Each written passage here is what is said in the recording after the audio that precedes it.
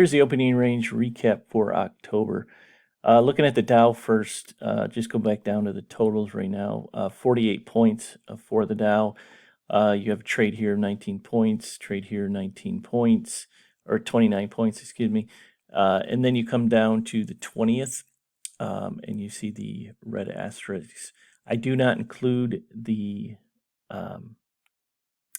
red ones in my totals, so I'll get to that in a moment. But so a total of 48 points on two different dates, October 4th, 3rd and 4th for the Dow.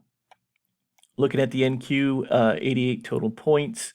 We had a trade here for both 25 and 50. Here for the 25. This one again I don't count, which I'll get to in a moment.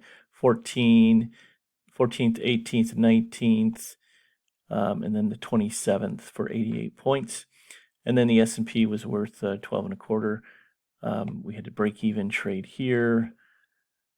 Then we go down here for 4.5 points.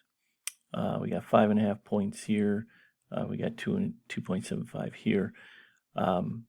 For a total of $12.75. So that's a little over $2,600 on one mini. For trading each of these. Now, going to the asterisk, the reason I put those in there, I've made a note in the trade for those particular dates, for whatever reason. In this particular case, on the 13th, you have two break-even trades on the 25%, and then the 50% was worth 23 points. Again, this is not included in here. So if you wanted to include that one in here, you would add that, so you're up to what is that?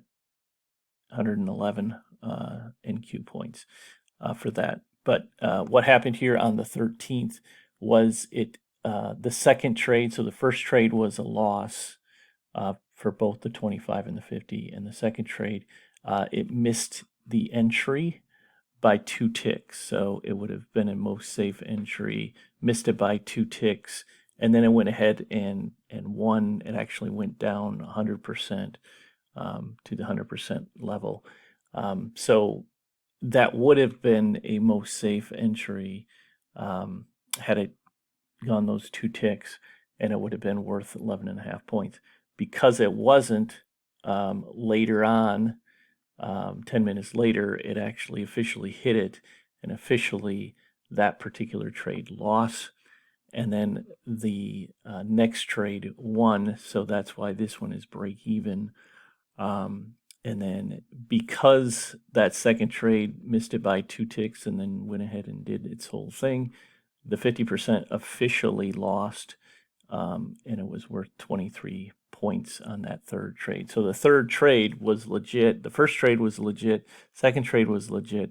The first pivot hit was legit. The third pivot hit was legit. The second pivot hit just missed it by 2 ticks, and that's why it kind of screws things up a little bit.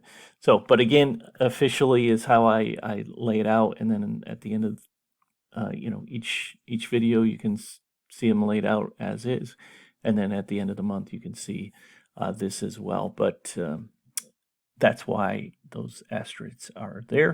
And then same thing for the Dow. For the 20th. On the Dow, you have first trade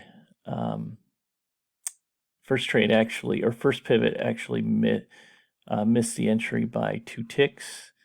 The next entry missed it by 1 tick. So again, officially, this is correct. So if you wanted to add this to that total, you could.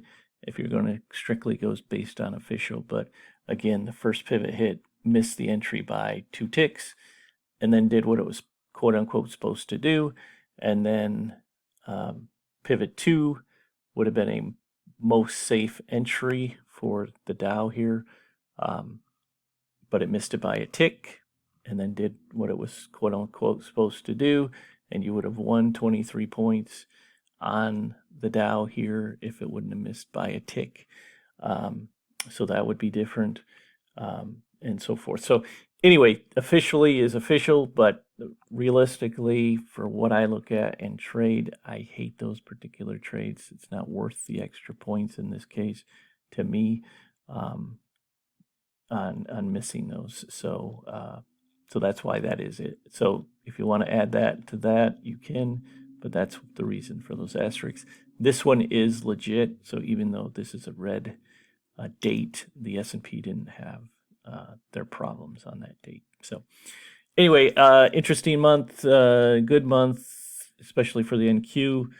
If you traded this via, a couple of micros instead of a full mini, still decent payout of a few $100 on that. So I think what I say, without these asterisk ones, you're at about $2,600 on one mini.